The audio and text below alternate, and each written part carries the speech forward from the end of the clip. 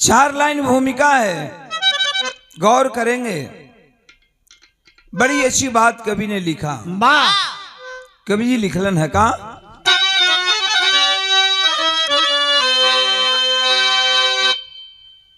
कहाँ चाहिए योग साधन यली को, पर पाके कली संग में सोता बिहस के। भक्ति भजन की है सामत है आई,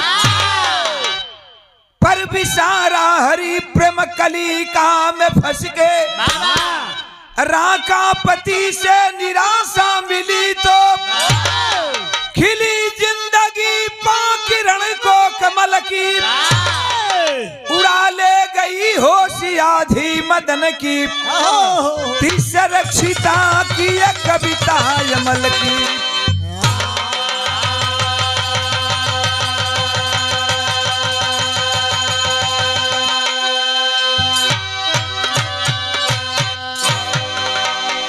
इतना भाई रहुआ सब बिरहा सुने बैठल बानी।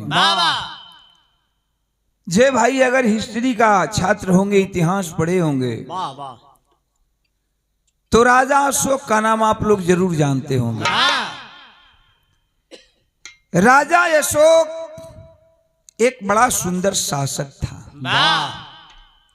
और नेक इंसान भी था। शासक भी अच्छा था और नेक इंसान भी था। लेकिन राजा अशोक अपने जिंदगी के सबसे बड़ा भूल के बैठल,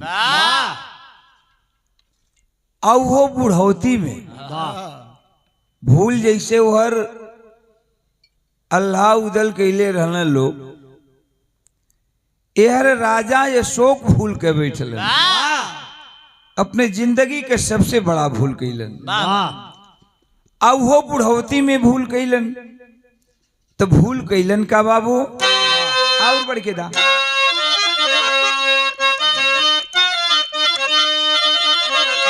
ये भूल कैलन कि लाए राजधानी में,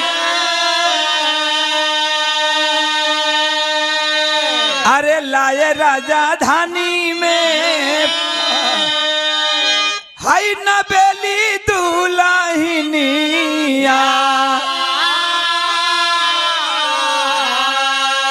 रही सुरक्षिता हसीनी,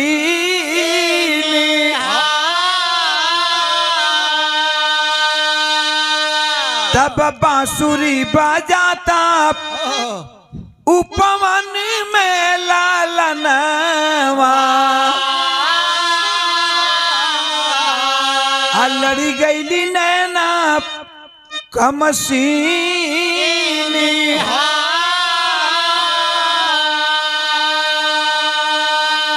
ये जिंदगी का सबसे बड़ा भूल राजा अशोक का बैठल है। आपन बुढ़ौती में एगो दूसर बियाह कैलियल, आ वो बियाह कैलन कैसन कि राजा अशोक का उम्र 70 बरस का, आ 22 वर्ष के लड़की से बियाह कैले। तब तने लोग सोच ला, लोग बियाह अंदाज लगा लो कि कितना बड़ पाप कैलन। 70 वर्ष का दुल्हा 22 वर्ष का दुल्ही नहीं पर चढ़ जाई राजा पर। मर्दे बोले का सहूर कब्बो ना भइलता है। कपार कपार झरी गई, झरे दो भैया, बार बहुत बा। लेकिन बोले के सहूर आज तक ना भइल। अभी कोनो बतावल जरूर रहा कि वो नहीं पहुंच चढ़ गई, देखले रहला का। अरे भाई तो बुढ़ौती बात का करी हम बस का बा। शर्म करा। इस जिंदगी का सबसे बड़ा भूल होला बुढ़ौती के बियाह, और वो 70-75 वर्ष के दुल्हा 22 वर्ष के दुल्ही। धन पुरनिया कहले बाकी धन अधर्म दोनों का नाश होला। राजा अशोक का पहली औरत का बेटा इतिहास में ओकर नाव कुड़ाल बतावल गई। जवान बेटा कुड़ाल है और जवान बेटा शादीशुदा कुड़ाल बेटा के रहते हुए राजा अशोक दूसरी शादी कर लिया। 22 वर्ष की तिसरक्षिता नाम की लड़की से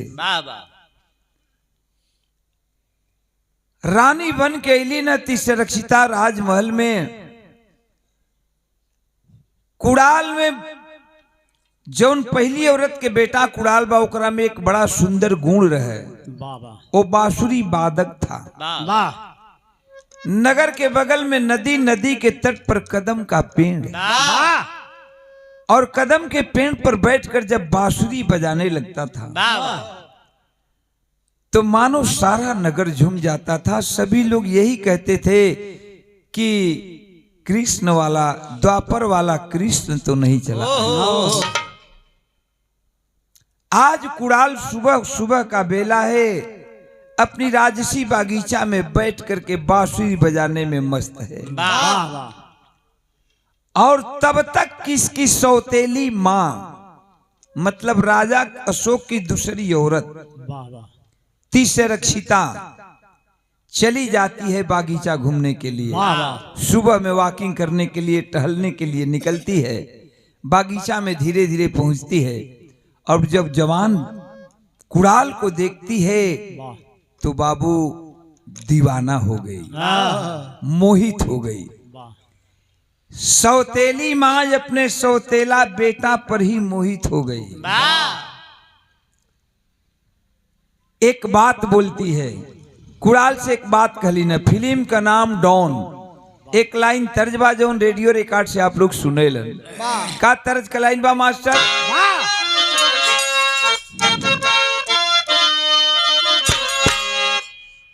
यह तरज हो कि जिसका मुझे था इंतजार, जिसके लिए दिल था बेकरार, ओ घड़ी आ गई देखो, प्यार के हद में गुजर जाना है, जीना है किसी को या मर जाना है। लेकिन तिसरक्षिता कुड़ाल से कहले बे, का कहले बे कि पाऊंगी मैं भंवरे का प्यार, कली का भी हंसती ओ बेकरार, ओ घड़ी आ गई देखो, आज समा बन के छाऊंगी मैं, परवाने को अब जलाऊंगी मैं, आज समा बन के छाऊंगी मैं, परवाने को अब जलाऊंगी मैं, छाऊंगी मैं, हम का प्यार, अलगा पे हंसते ओ बेकरार, ओ घड़ी आ गई देखो, आज समा बन के छाऊंगी मैं, राजा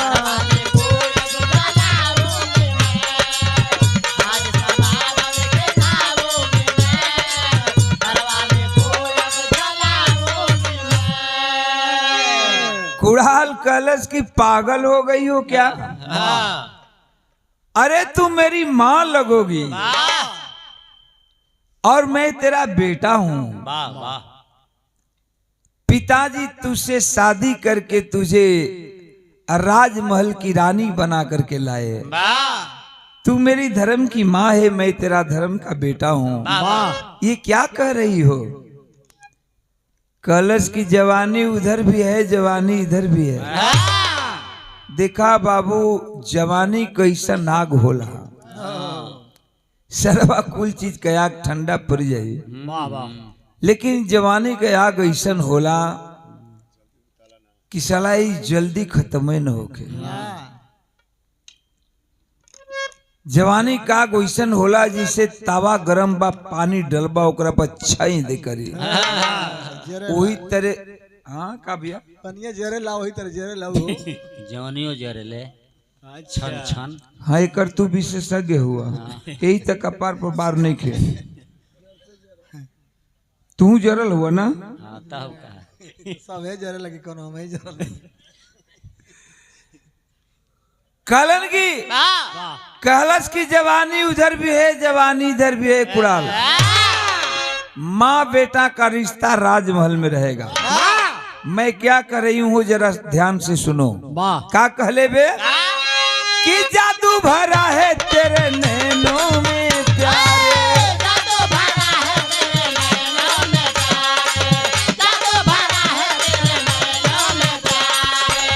प्यार करो तन की अग्नि बुझा रे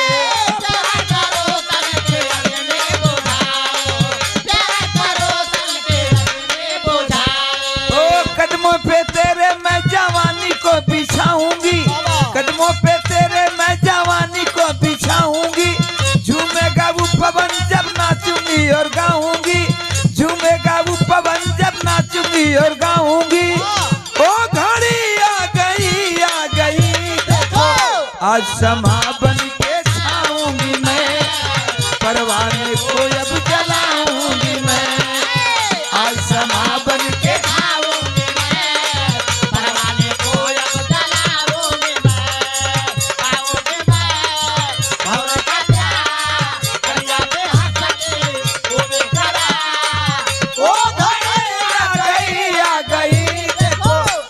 समा बन के छाऊंगी मैं बाबू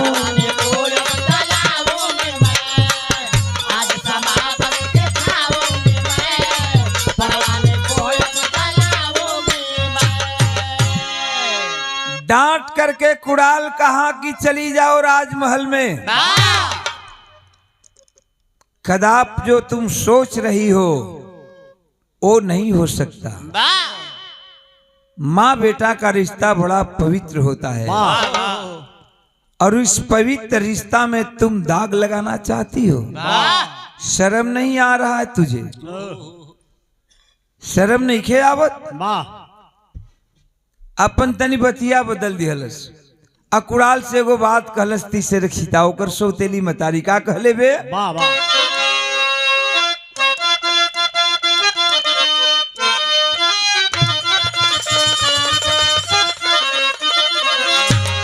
फिल्म का नाम मैं तुलसी तेरे आंगन की रेडियो रिकॉर्ड में आप लोगों ने सुने लन कि छापती लकमों से छीनी रे तू तो नैना लड़ा के। लेकिन तीसरक्षता कहतिया कि एक उड़ाल अरे दिल की चयन मोरा हई दिल की चयन मोरा छीना रे तू तो बंसी बजा के।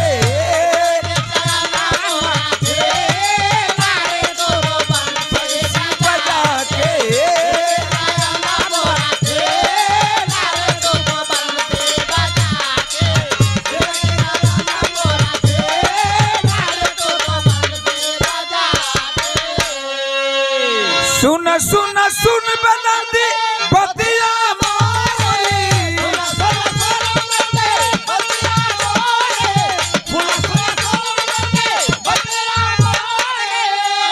हई कान पड़ी ध्वनि मुरली की तारी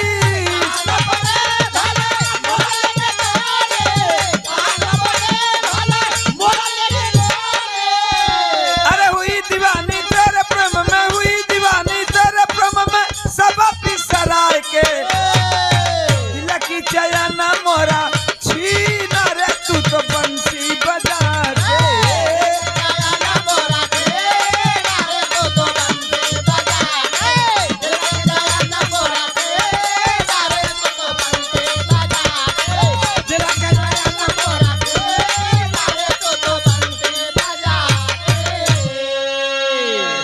डांट करके कुड़ाल कहा कि भाग जाओ आंख के सामने से चली जाओ। कदाप ऐसा काम नहीं हो सकता। जो तू चाहती हो ए बतिया वाला, जो तू चाहती हो नहीं हो सकता। भग जाओ राजमहल में। बड़ा कोशिश कैलस लेकिन कुड़ाल टस से मस नहीं भइल। सोचे लगल कि यार तो बड़ा गड़बड़ हो गल। तीसरक्षिता सोचत बे मन में कि बड़ा गड़बड़ हो गल, पोलवो खुल गल, कुछ भइबो ना कल, इज्जतियो गई लइको न भइल। अब हम अपने बारे में सब कुछ बता दिहली कुड़ाल के, हमरे बारे में जानकारी भी हो गल ओकरे कि ऐसा नहीं, और कुछ कुड़ाल हमार कहल ना कैलस तब बड़ा बेदिनई भइल। और अब कुड़ाल जाके सबसे कही, कलश किया कुड़ाल, जो मैं कह रही हूं वो नहीं करोगे तो इसका अंजाम बड़ा बुरा होगा।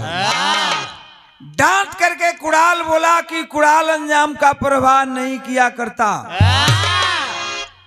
जो तुम सोच रही हो, जो तुम्हारी मानसिकता है, कदाप कुड़ाल वैसा नहीं है। माँ बेटा का दामन में, माँ बेटा के पवित्र रिश्ता में धब्बा नहीं लगाएगा कुड़ाल। कदाप ऐसा नहीं हो सकता। जब समझ गई कि कुड़ाल टस से मस नहीं हुई, तब ते अपन रूप बदलस। कहल जला कि तिरिया चरित्रम दैबो न। अच्छा, चाकू में एगो धार होला, ब्लेड में 2 गो धार होला, अकारी में 3 गो धार होला, लेकिन ये मेहरारू ऐसा जाती है भैया कि चौतरफा धार होला है। कब केने से पांग लिया कोनो ठीक नहीं, कब केने से पांग लिया सन। तिरिया चरित्रम दैबो न जाने, लगवलस तिरिया चरित्र। आज कुड़ाल से एक बात कलश की, देख कुड़ाल अब अंजाम बुरा होगा।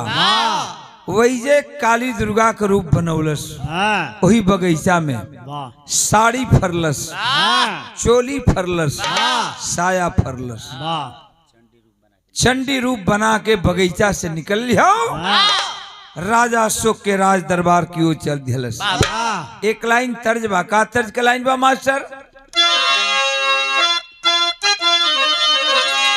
ये तर्ज बा की आईना, अरे आईना वही रहता है, बस चेहरे बदल जाते हैं। लेकिन हम कहिला ये भैया आदमी, ए बाबू आदमी वही रहता है, बस नखड़े बदल जाते हैं।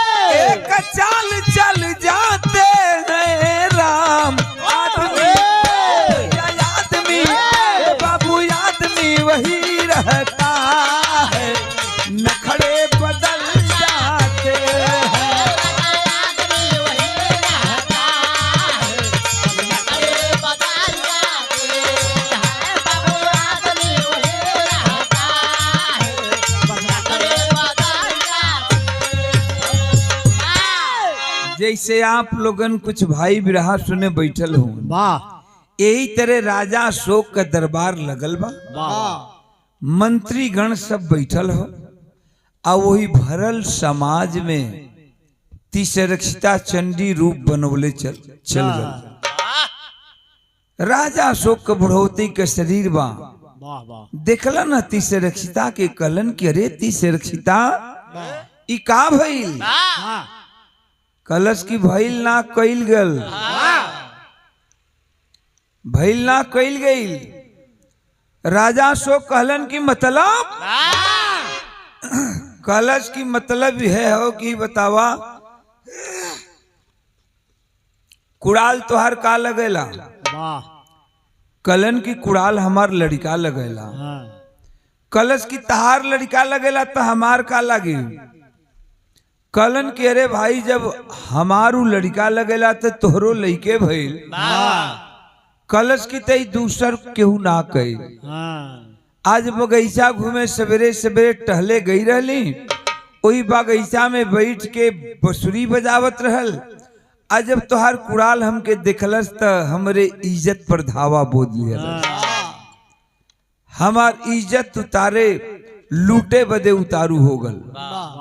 ई तक कैसो कैसो इज्जत बचा के भाग के तोहरे राजमहल में ली। राजा सुख का विश्वास नहीं होत बा। कलश की सुना, अब जब तक वो कुड़ाल के दोनों अखिया निकलवा के हमके न देवा तब तक न तोरे संगवा उठब, न तोरे संगवा बैठब, न तोरे संगवा कौनो काम ना हुई। ई के लिखले रहे कि कोनो काम न हुई। कैसे हुई हो जब जब उठबे बैठबे सुतबे ना करब लंबे लंबे। अच्छा इहो कबो कबो बड़ा सही सटीक जवाब देना। ई मेहरारून का अंतिम हथियार है। चाहे हमार मेहरारू हो के तोहार मेहरारू हो के योनी का अंतिम हथियार है।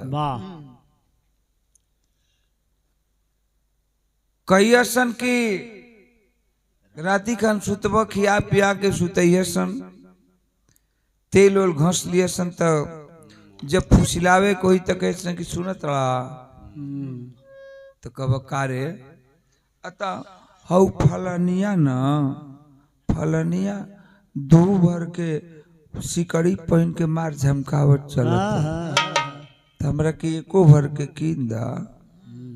कब की देख वो सो फसल ठीक नइखे भइल, धान नइखे ठीक भइल ता अगला साल कीन देव, निमन खेती हुई ता मुंह कुंडा नियन फुला लिया सन, लगा दिया सन लॉकडाउन। लॉकडाउन हाँ लगा दिया सो लॉकडाउन। अब उलाटल करे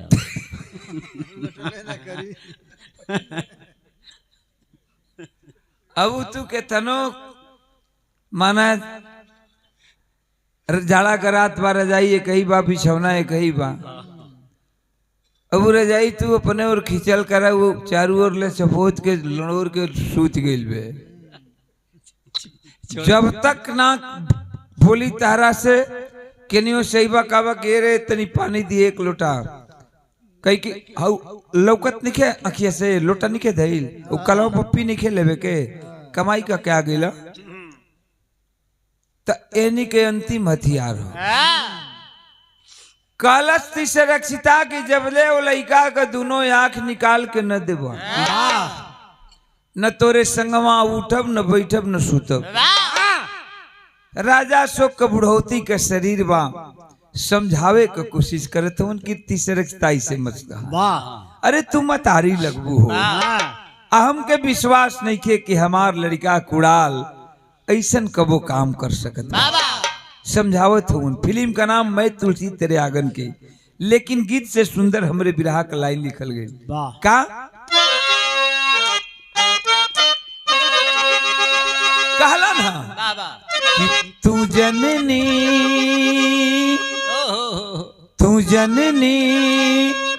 मेरे लालन की, तू जननी मेरे लालन की,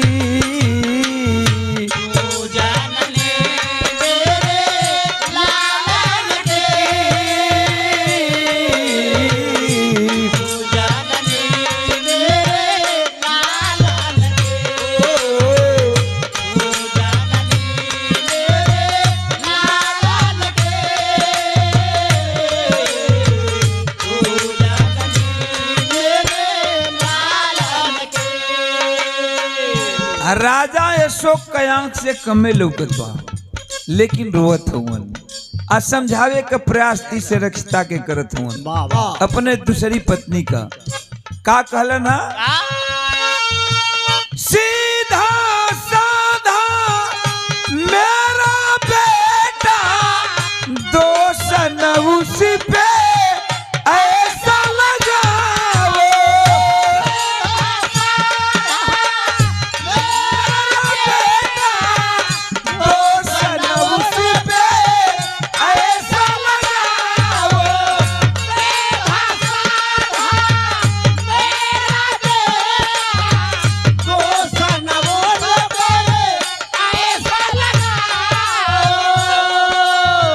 मानूंगा मैं बात न तेरी मेरे यहाँ से तू भाग जाओ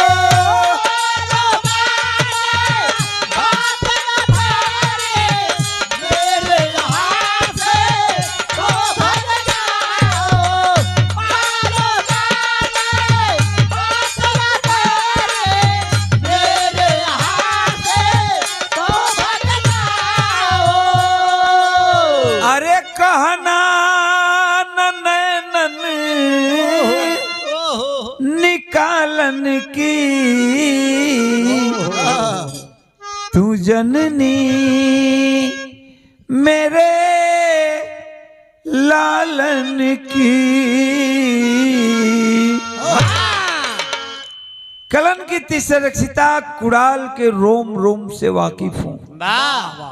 बचपन से जवानी तक उस बेटा को देखा है, गोद में ले करके दूध का घूंट पिलाया है, अंगुली पकड़ा करके चलने सिखाया है।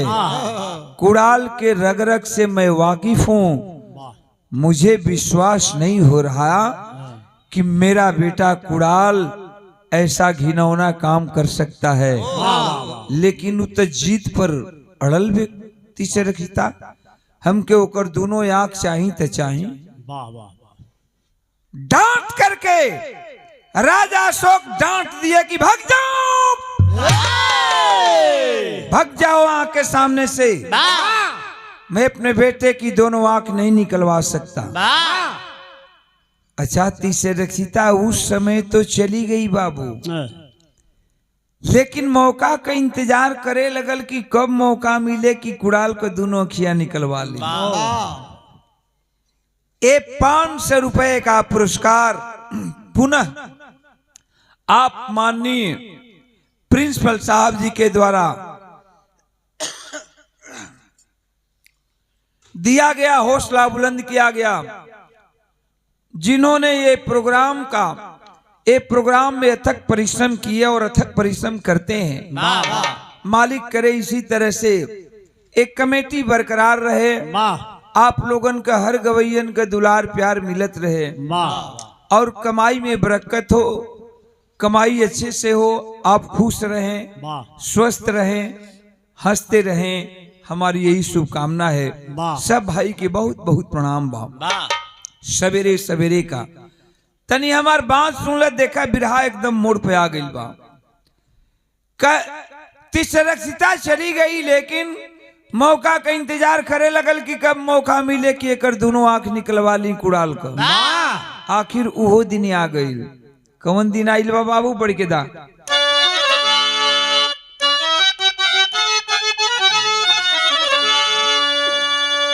कि बीतल कुछ दिनावा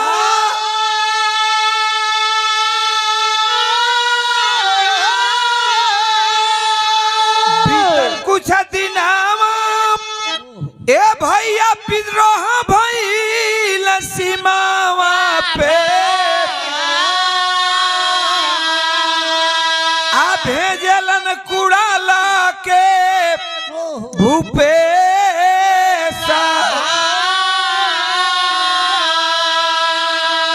तब राजा के मोहरा मारी आई चोरी से पपिनिया,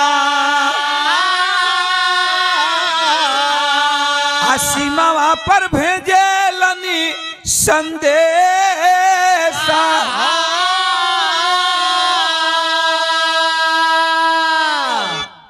अचानक बाबू दुश्मन सीमा पर आकर के राजा अशोक के आक्रमण कर दिए।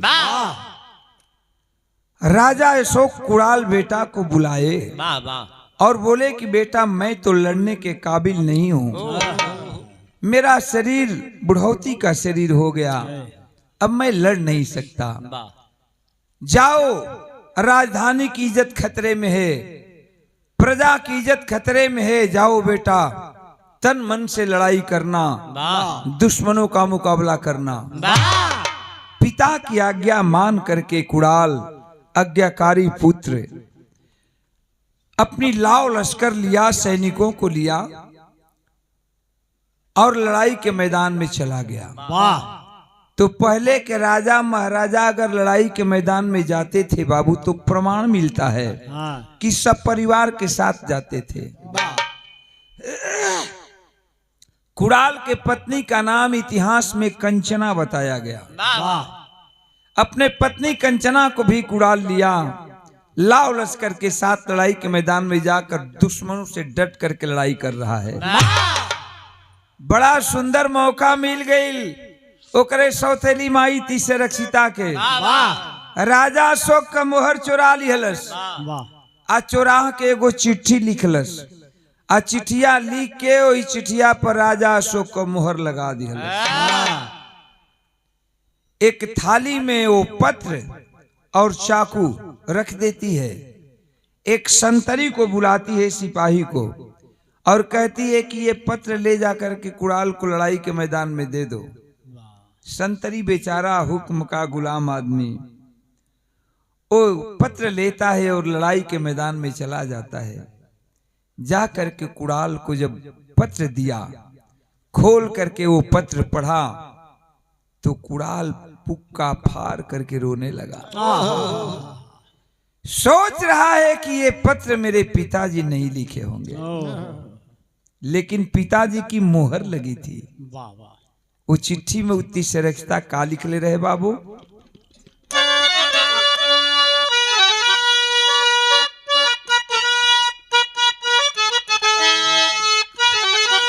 यह तरज हो उस्ताद बड़ा हमारे उस्ताद के ये तर्ज के बड़ा पीक के गाँव है। वाह वाह और उनके मुंह से निकल गए। वाह का गाँव है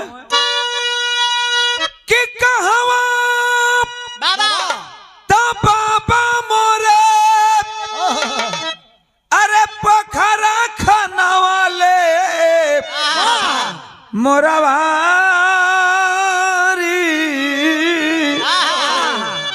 काहे ना बनवले चारों घाटिया। लेकिन तीसरकता चिट्ठी में लिखले रहे। वाह का लिखले रहे कि अपनी मतारिया पे अरे डलले नजरिया तू छलिया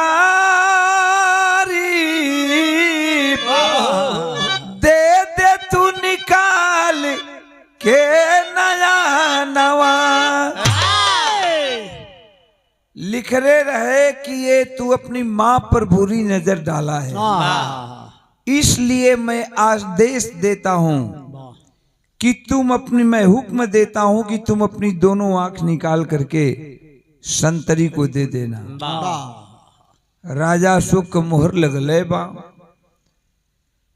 कुणाल रोवत बा लड़ाई के मैदान में, सोचत बा कि है ये मेरे पिताजी कभी नहीं लिख सकते मेरे लिए ऐसा पत्र, लेकिन पिताजी की मोहर पत्र पर लगी है।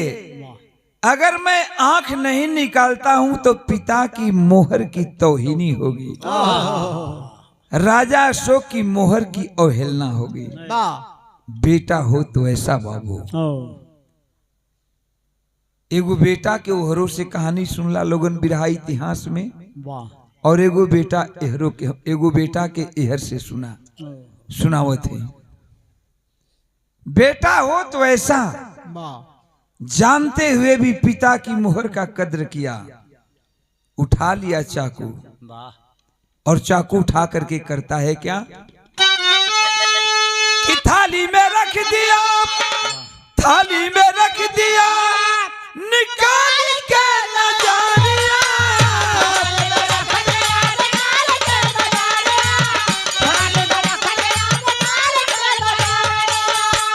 और माता सजाई के सुनैया तू खबरिया। एक आंख को चाकू से निकालता है, अपने हाथ पर रखता है और दूसरी आंख से पहली आंख को देख रहा है। कहता है कि संतरी कितनी सुंदर मेरी आंख है, कितनी सुंदर झील जैसी मेरी आंख है। इसी आंख पर तो मेरी सौतेली माँ दीवाना हो गई, इसी आंख पर न मोहित हुई थी। संतरी प्रमाण मिलता है इतिहास में कि जो संतरी गया था वो कुड़ाल का दोस्त था और रोने लगा और कलाई को पकड़ लिया। रो करके कहता है कि कुड़ाल अब तू अपनी दूसरी आंख मत निकाल। आंखों में आंसू लेकर संतरी से कहता है कि अरे संतरी, अगर मैं दूसरी आंख नहीं निकालूंगा तो मेरे पिता राजा अशोक की मोहर की तौहीनी होगी, मेरे पिता राजा अशोक की मोहर की अवहेलना हो जाएगी। भैया मुझे रोक मत, मुझे ये भी आंख निकाल लेने दे। दूसरी फिर चाकू उठाता है और दूसरी आंख भी निकाल करके उसे थाली में रख देता है। और जब थाली में रख दिया तो एक बात बोला, दोनों आंख निकाल करके थाली में रख दिया और संतरी से कहता है कि संतरी सुन, एक काम कर देना। कौन सी काम करना?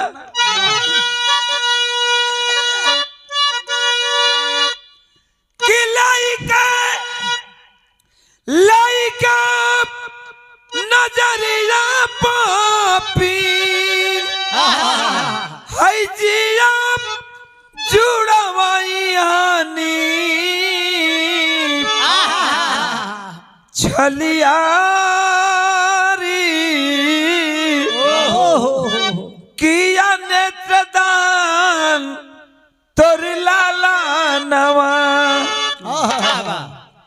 कहा कि ले जा, और इन दोनों आंखों को मैं जानता हूं कि मेरे पिताजी ये पत्र नहीं लिखे हैं, लेकिन मैं आंख नहीं निकालता तो पिता की मोहर की तौहीनी होती। राजा अशोक की मोहर की अवहेलना होती।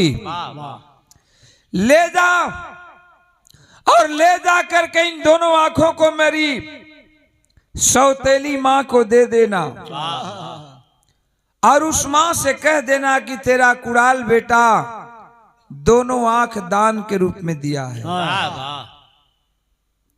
संतरी तो रोता हुआ ले करके चला गया, जा करके तीसरक्षता को दे दिया दोनों आंख। लेकिन देखें बाबू, अब कुड़ाल दोनों आंख का अंधा हो चुका, लड़ाई कर नहीं सकता था। वहीं से उसकी भावना बदल गई और वहीं से कुड़ाल बैराग ले लिया। देखें कहानी कहां से कहां तक मोड़ लेती है। आप लोगन कांड कहत रहा, वो कांड से बढ़ के ही कांड बा। कुड़ाल की भावना बदल गई, उसके दिल में बैराग उत्पन्न हो गया और करता है क्या कुड़ाल बढ़ के दा,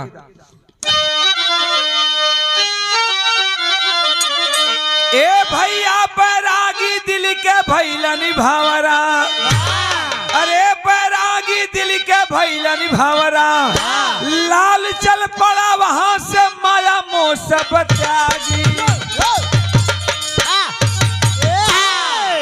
त्याग दिया राजमहल, त्याग दिया राजसी पोशाक, त्याग दिया राजसी भोजन। सोच गया कि इस दुनिया में कोई किसी का नहीं है और ये दुनिया नश्वर है, तो अब अंत तो गतवा मैं क्या कर सकता हूं, क्यों न भगवान से प्रेम करूं और भक्ति में लग जाऊं, कुछ तो उद्धार होगा मेरा। निकल जाता है लड़ाई के मैदान से और गेरुआ वस्त्र धारण करके फुटपाथ की जिंदगी बिताने लगा। भीख मांगता था, अगर जिस दिन मिलता था उस दिन भोजन करता था, नहीं मिलता था तो भगवान के नाम पर उपास कर लेता था। कवि जी एक बात लिखे हैं क्या कि संगवा में लिए लाल नार दिया है प्रधान, संगवा में लिए लाल नार दिया है प्रधान, साधु रूप लिया धारू सबार जोगिया, साधु रूप लिया धारू सबार जोगिया, जोगी जोगी हुआ शोर घोर मचा चहुओ, जोगी जोगी हुआ घोर घोर मचा चहुओ, और बुलावाए राज होत दिन सार जोगिया, बोलाए राजा होता दिन सार जोगिया, बोलाए राजा होता दिन सार जोगिया, बोलाए राजा होता दिन सार जोगिया, बोलाए राजा होता दिन सार जोगिया।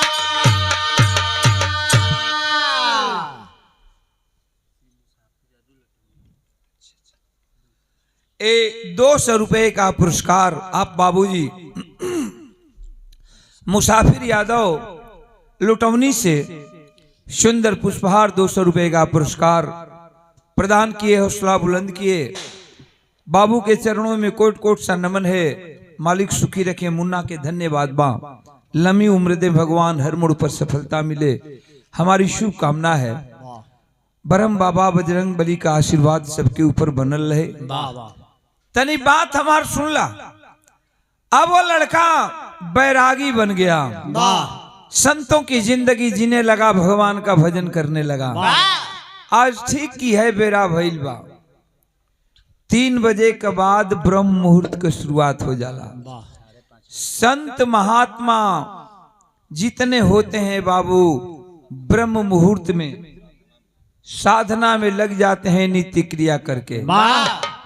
भोर का टाइम हुआ है, दोनों प्राणी कुड़ाल और कुड़ाल की पत्नी कंचना नित्य क्रिया से निवृत्त हुए और निवृत्त हो करके चल दिए। आगे आगे कंचना पत्नी है, अब पत्नी का कंधा पकड़ कर करके कुड़ाल चल रहा है। अचानक भोर का टाइम था, समझ नहीं पाई वो कंचना, उसकी पत्नी रास्ता भूल जाती है और वही रास्ता पकड़ लेती है जो पाटलिपुत्र के नगरों में जाता था, जहां राजा अशोक की राजधानी थी, जिसे आज हम पटना कहते हैं, बिहार की राजधानी है। यहीं पर राजा अशोक की राजधानी थी, इसे उस समय पाटलिपुत्र कहा जाता था। आज भी पाटलिपुत्रा के नाम से प्रसिद्ध है पटना। तो चली जाती है पाटलिपुत्र के गलियों में। भोर का टाइम है, दोनों पति पत्नी पाटलिपुत्र के गलियों में फेरी लगा रहे हैं। उस समय कुड़ाल भोर के टाइम में भजन गा रहा है। क्या गाता है बाबू? तर्जबा, एक लाइन तर्जबा, बड़ा सुहाना तर्ज। कौन तर्जबा मास्टर?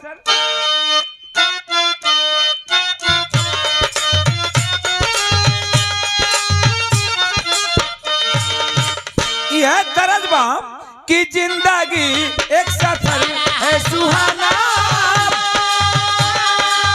वो जिंदगी एक सफर है सुहाना, यहाँ कल क्या हो किसने जाना। जिंदगी एक सफर है सुहाना, यहाँ कल क्या होगा किसने जाना। जिंदगी एक सफर है सुहाना, यहाँ कल क्या होगा किसने जाना। लेकिन कुड़ाल भजन गावत बा भोर में। आगे आगे कंचना, कंचना के कंधा पकड़ करके अंधा कुड़ाल भजन गा रहा है, गलियों में फेरी लगा रहा है। का गावत बड़ा कुड़ाल कि दुनिया एक मुसाफिर खाना, अरे दुनिया एक मुसाफिर खाना, हो तुम्हारा मसले हल लगा। दुनिया एक मुसाफिर खाना, तुम्हारा मसले हल लगा।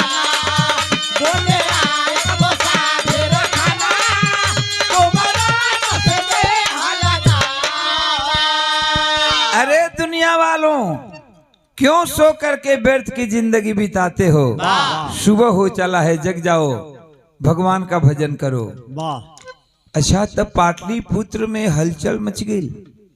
एक बड़ा कम उम्र का जोगी बाबा आइल होवन, अब बड़ा सुंदर भजन गावत है। ई खबर राजा अशोक के पास पहुंचल। होत सवेरे राजा अशोक 4 सिपाही भेजलन आ कुड़ाल के कलन की पकड़ करके उस जोगी को दरबार में हाजिर करो। 4 सिपाही गईलन पकड़ के कुड़ाल और कुड़ाल के पत्नी कंचना के दरबार में राजा अशोक के लेलन। राजा अशोक कहलन कि जोगी बाबा बड़ा कम उम्र में संत बन गिला, कहाँ से अइला, कहाँ जइबा? बड़ा सुंदर भजन भोर में गावत रहला, तनी दरबार में कुछ गा के सुनावा। कुड़ाल पिता की आवाज को सुना तो पहचान गया। कौन बेटा अपनी बाप की आवाज नहीं पहचानेगा? दोनों आंख अंधा है, देख नहीं सकता है, लेकिन आवाज सुन करके पहचान गया कि मेरे पिता राजा अशोक हैं। और कौन बाप ऐसा होगा जो अपने बेटा की कितना हो दिन के बाद आवाज नहीं पहचानेगा? कुड़ाल कहता है कि राजन, भजन सुनना चाहते हैं तो सुनिए, भजन में गाता हूं। कुड़ाल भरी दरबार में गाना शुरू किया। एक एक लाइन 1-1 लाख का कवि जी लिखे हैं।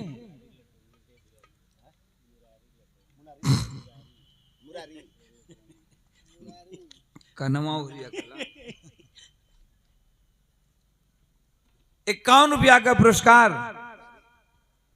मुरारी की गुरारी, गुरारी नबिया मुरारी, मुरारी बहुत बहुत आपके प्रणाम बा। मालिक सुखी रखे। सवेरे सवेरे के सब भैया लोगन के प्रणाम बा।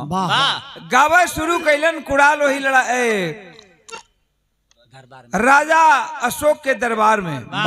कलन की सुनो राजा, जब गाना भजन सुनना चाहते हैं आप तो सुनिए, मैं गा रहा हूँ। समझ गए कि हमारे बाबू राजा अशोक हवन। का गोलन है कुड़ाल?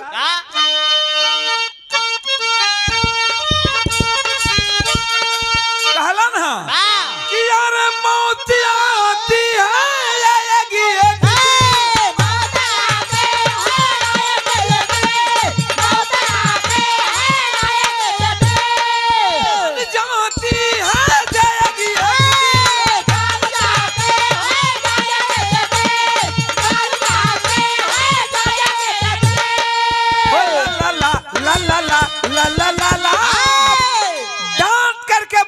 राजा जी, राजा अशोक, जिंदगी में एक बात याद रखना, और अगर हो सके तो कागज कलम ले करके इस हमारी लाइन को नोट कर लो। क्या कहता है कि नारियों के न चंगुल में आना, नारियों के न चंगुल में आना, वो तुम्हारा लगा, नारियों के न चंगुल में आना, तुम्हारा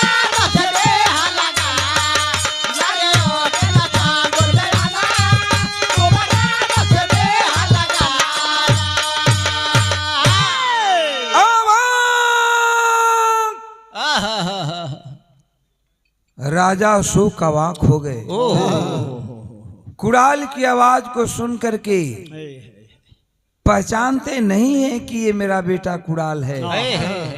बुढ़ौती का शरीर बायांख से कम लौकत बा, कुड़ाल की दाढ़ी बड़ी है, बार बिखरे हैं, तन पर गिरुआ वस्त्र है। नहीं पहचान रहे हैं कि यही मेरा बेटा कुड़ाल है। हथवा जोड़ लिहलन राजा अशोक आवाज सुन के। अवजिया तो जानल पहचानल जैसन लगत बा। हाथ जोड़ के कहलन कि बाबा कहवा से इला, कहवा जइबा? बड़ा कम उम्र में जोगी बन गई हुआ, आखिर तू केकर लइका हुआ, तहार घर द्वार पता का बा? कुड़ाल कहता है कि राजन, जोगियों का कोई पता नहीं होता है, रमता जोगी बहता पानी, जोगी और फकीर साधु संतों का कोई आशय नहीं होता है, कोई घर द्वार नहीं होता है। राजा अशोक रोवे लगल, कहें कि ना बाबा बतावे किताब पढ़ी तोरी आवाज सुन के हमके लगत बा कि कौनो हमन का खून का रिश्ता बा, कौनो लगाव बा आपसे हमके, ऐसन काहे लगत बा। पता तो आपके बतावे के परी आपके एकर बेटवा होवन और वत होवन राजा अशोक। कवि जी बड़ा ऊंचा बात लिख रहे बड़ी के दा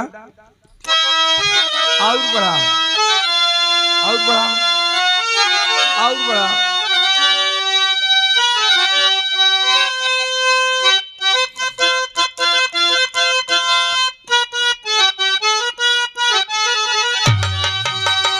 कहल गई कि यार संत बाड़ियों सब होती अमृत की बरसात दादा।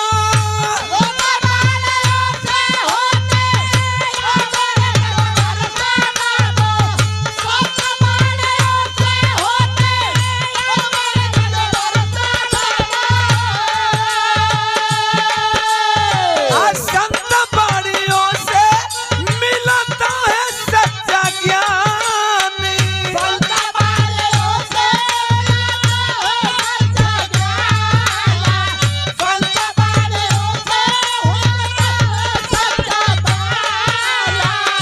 नैना बिहीन जोगी ज्ञान सिखलावे बाबू।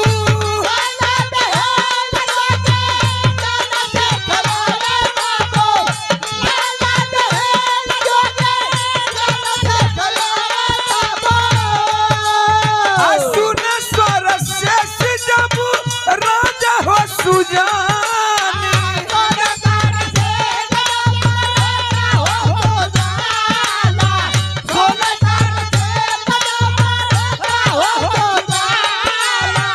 जानी पहचानी सी आवाज लगती है बाबा।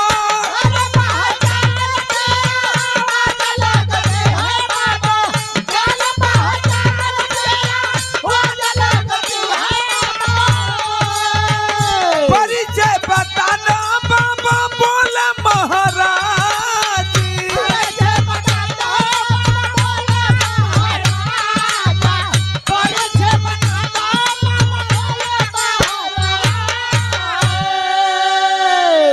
हाथ जोड़ के दरबार में राजा अशोक खड़ा हुआ, कुड़ाल के सामने रोवत हुआ, कुड़ाल रूपी जोगी के सामने रोवत हुआ। कलन की बाबा परिचय बता दा न तो हम ही तेरे मर जा। तू कहाँ से इला कहवा जेबा, कितना कम उम्र में जोगी कैसे बन गिला, आ तू केकर बेटा हुआ, आगे तोहरो माई बाबू तक केहू होई कबो, आज जोगी बनल हुआ, कहियो तो तहार माई बाबू हुई हन, अपन वास्तविकता बतावा। जब इतनी बात कहलन है राजा अशोक, आखिर कुड़ाल बेटा रहलन, कुड़ाल बर्दाश्त नहीं कर पौलन, कुड़ाल का बर्दाश्त न भइल बाबू, अंधी आंख से आंसू का लड़ी लग गल। कुड़ाल रोवे लगल और कैला न का कि बबुआ कुड़ाल के नया न बरसेला,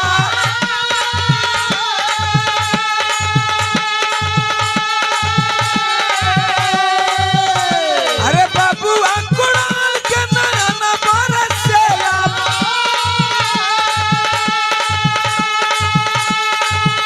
खबरों का सारा बताया है राज हो।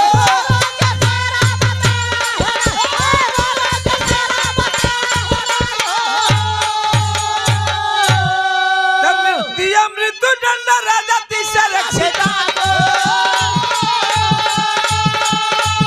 अरे दिया मृत्यु दंड राजा दिशा रक्षिता को, अब बेटे को रखे गले से लगाई हो।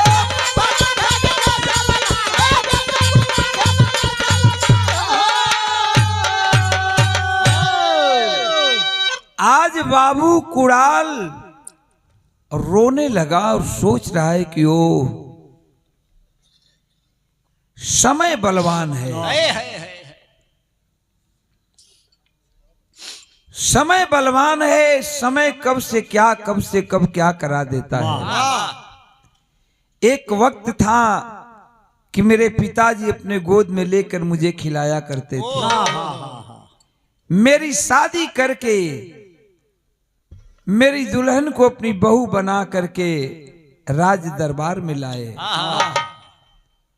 आज समय आ गया कि मेरे पिताजी मेरे सामने खड़ा है, लेकिन मुझे पहचान नहीं रहे हैं कि मैं ही उनका बेटा हूं। कुड़ाल रोत हूं और रो रो के सारी बात बतौलन है। शुरू से लेके अंत तक कहानी बतौलन कि बाबू हम कोनो केहू गैर ना ही बल्कि आपे का बेटा कुड़ाल है।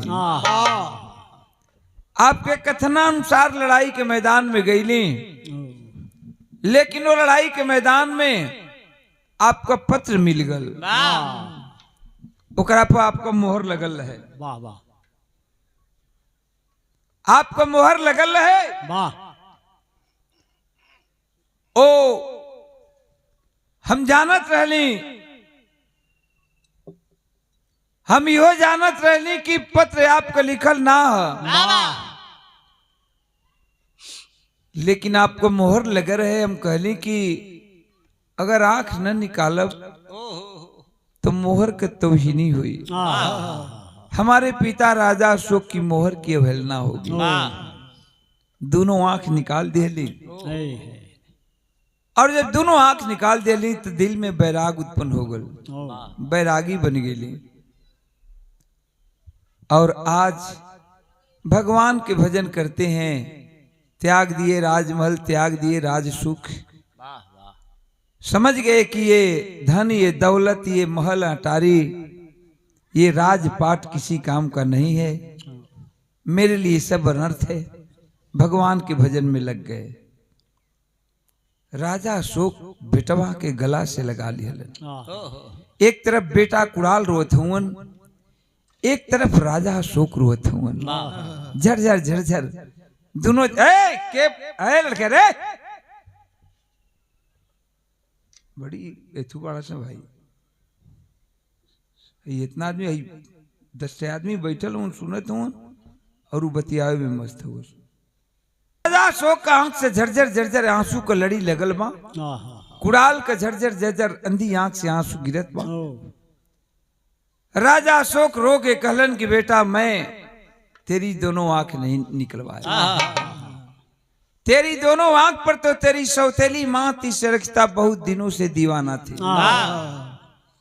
उसी की चाल है और वो तेरी दोनों आंख निकलवाई होगी। आज ऐलान कर दिया कि भरी दरबार में तीसरखता को लाया जाए और ला करके फांसी के फंदे पे झुला दिया जाए। जब ये बतिया का पता चलल कुड़ाल के कि माई का बाबू फांसी देत हूं, बबुआ कुड़ाल कैलन का कि बबुआ कुड़ाल, बबुआ कुड़ाल धैला पिता की चरनिया, अपनी मतरिया को दिया छुड़ावा। बाबू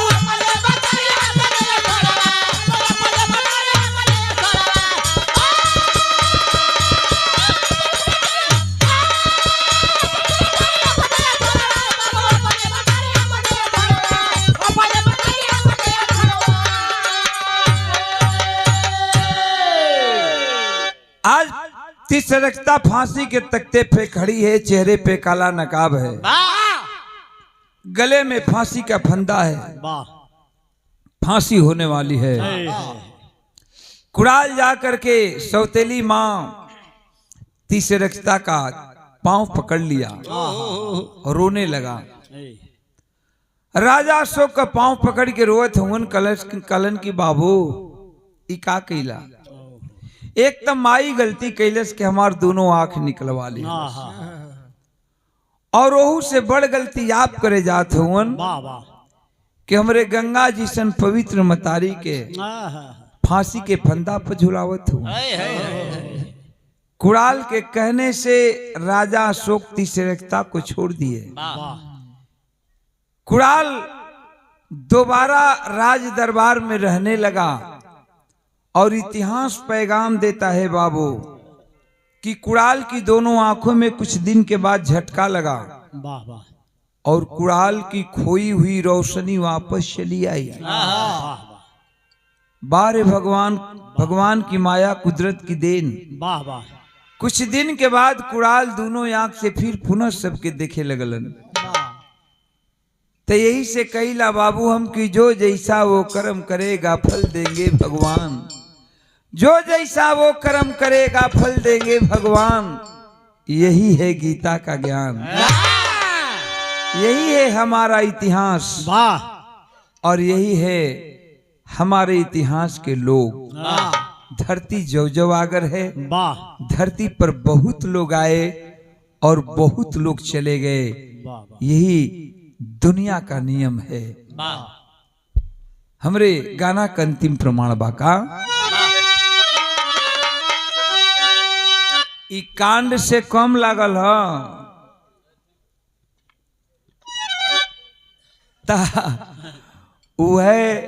आजकल के त कांड उहे बा चचा कि कोनो लड़की संगे 4 गो लड़का बलात्कार कर दिया, एगो कांड हो गल। ये सब चीज है जो जिंदगी भर याद रहेगा और कभी भी गाना पुरान होने वाला नहीं है। कभी भी गाएंगे तो गवैया को भी लगेगा कि हम नया गा रहे हैं और सुनवैया को भी लगता है कि हम नया सुन रहे हैं। जबकि आज से 50 वर्ष पहले हमारे उस्ताद जी विराग गा चुका रहलन। तो आप लोगन के प्यार बा, दुलार बा, सवेरे सवेरे सबकर बहुत बहुत प्रणाम बा। मालिक सबके सुख से रखें। अगर हमरे तरफ से कोनो गलती होकर हुई तो आप लोग अपन भाई बेटा परिवार समझ के क्षमा कह दिए। जय जयकार गुरु स्वामी जी के, ओम प्रकाश फुलवारी, श्री नारायण गंगा सागर मितवा अवध बिहारी। अरे पर आगे दिल का भैला निभावला।